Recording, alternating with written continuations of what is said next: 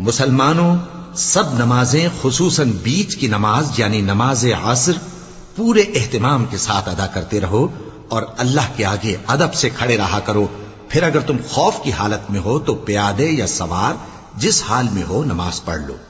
پھر جب امن و اطمینان ہو جائے تو جس طریق سے اللہ نے تم کو سکھایا ہے جو تم پہلے نہیں جانتے تھے اللہ کو یاد کرو.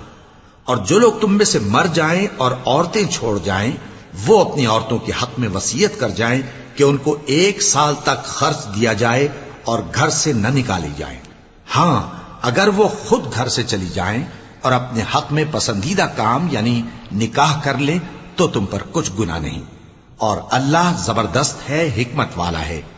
اور مطلقہ عورتوں کو بھی دستور کے مطابق نان و نفقہ دینا چاہیے. پرہیزگاروں پر یہ بھی حق ہے. اسی طرح اللہ اپنے احکام تمہارے لیے بیان فرماتا ہے تاکہ تم